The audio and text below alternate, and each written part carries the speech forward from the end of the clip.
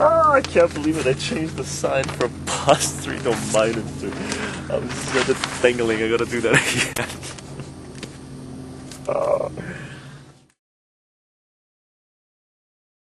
So what we had, one of the functions, one of the equations that we solved from the four-step method when we did complex trinomial was the following. One of the questions that we've already done using the complex trinomial factoring method, which is the four-step method, right? We solved this using the four-step method. What we're going to do is solve this using the quadratic formula and using the let statement, right?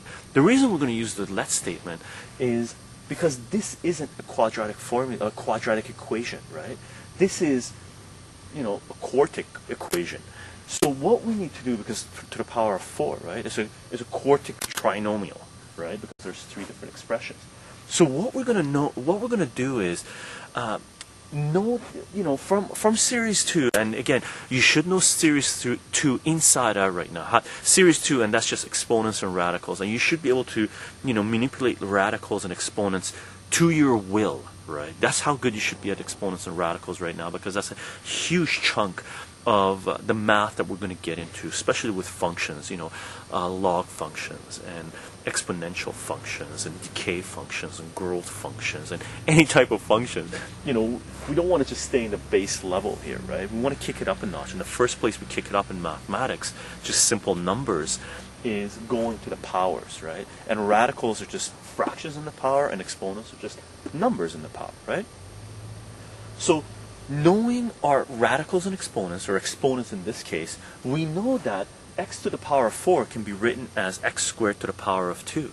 So we can rewrite this equation in the following form. We can write this equation in the following form, where we broke down x to the power of 4 to x squared squared. And from this, what we can do is use the let statement to rewrite this in the form of in a simpler form of the quadratic equation, so we can use the quadratic formula, right?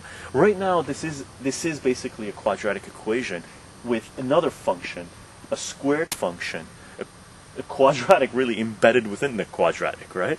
But what we're going to do is simplify this a little bit further, because what's going to happen is later on we're going to get way more complicated equations, and we don't want to continue to keep complicated stuff inside the brackets and let that equal to the quadratic formula, right? So what we're going to do is say let w equal x squared. Whenever you're using the let statement, write it down, because when you get to the bottom, whatever your letter was, if you use w, you should be able to look further up and see what w is equal to, right? You're sort of creating your own universe when you say let w equal x squared. You're sort of using your own parameters right now, right? So you get a fair bit of control with a let statement in mathematics, because you can again manipulate things to your liking, to your will, right? So what we can do is rewrite this original equation as, and this is obviously a quadratic equation. So what we're going to do is, write it as w, not x is equal to the quadratic formula, but w is equal to the quadratic formula, because the x was just a generic x, right? The x is equal to negative b plus or minus the square root of b squared minus 4ac over 2a. It's a generic x. That x means anything can equal that, right? So we're going to say w equals that, and w is really x squared. But we're going to stick with w for now, and then when we get to the end, when we get w equals whatever the numbers are, then we're going to do another substitution and let x squared equal those numbers. So what we're going to do is use the quadratic formula and just write it out. So w is equal to negative b, so that's negative 3. Again, the sign in front of the number always goes with the number, right? So this is negative 3, that's negative 5, and that's positive 2, right? So what we have is negative 3 is just positive 3, so it's going to be 3 plus or minus negative 3 squared is going to be 9 minus 4 times negative 5 times 2. All of it divided by 2a, which is 2 times negative 5. So all we've got to do is just simplify this right now, right? So we're going to have,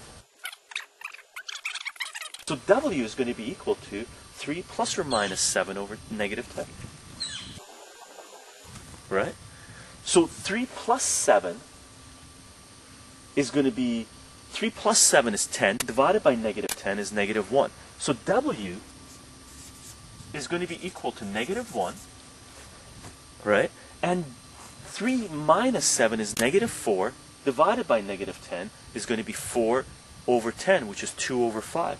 So W is going to be equal to negative 1, and W is going to be equal to 2 over 5, right? It's just breaking this down. Now, we haven't solved our original question yet. What we did, we got the answers for this expression here, right? This equation here. What we need to do is go back and resubstitute x squared for W and solve for x, because your original question is going to be solve for x. Because x is what we had in the original question. We didn't have any w's here, right? W was something we introduced into the process to be able to simplify this and break it down to something that we can deal with, that we can recognize, right? That we can use the quadratic formula for to be able to, solve our original question. So what we need to do now is go back and resubstitute x squared into W. So what we're going to do is substitute x squared for W. So what's going to happen is this guy is going to replace this guy. So what we got is x squared is equal to negative 1, and x squared is equal to 2 over 5. And to solve this, all we've got to do is square root both sides. So you take the square root of this side and take the square root of this side. Well, this is going to be x is equal to square root of negative 1. In the real number set, in the real number realm that we're working, this doesn't give us a solution, right? This is a complex number or imaginary number. So this guy has no solution, and that's a symbol for no solution, okay, or an empty set, I guess. And this one, we're going to take the square root of both sides. Square root of x squared is just going to be x, right? And that's why we take the square root of both sides to get to x, right? And the square root of 2 over 5 is going to be plus or minus square root 2 over 5. So plus and minus square root of 2 over 5. And that is our solution for, our original expression, which was, what was it? Which was negative 5 x to the power of 4 minus 3x squared plus 2 is equal to 0. And if we're solving for it, this is our answers, right? X is equal to positive square root of 2 over 5, and x is equal to negative square root of 2 over 5. Okay.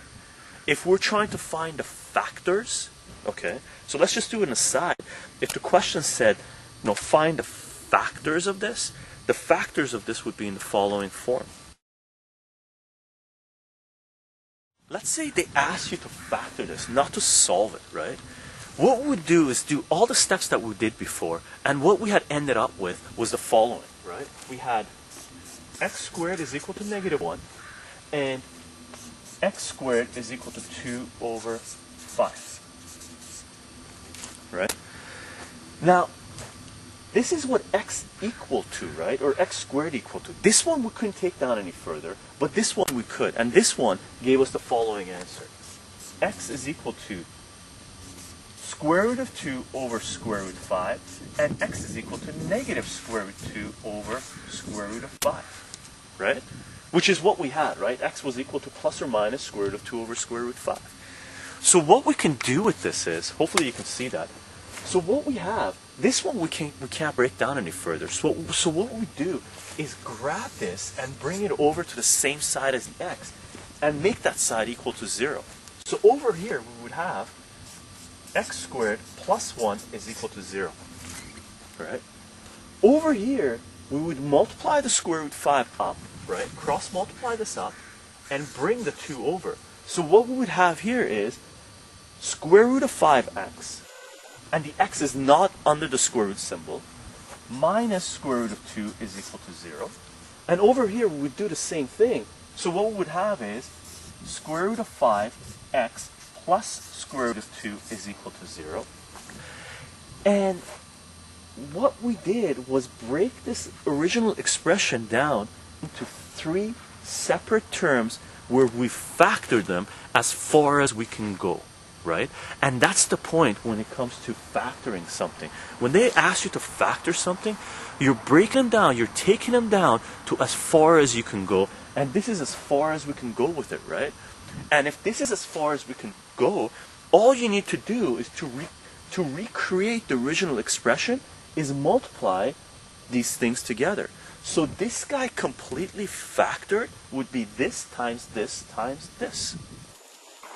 And the above guy factored would just be this guy, and you would just leave it there if your original question was just to factor this guy.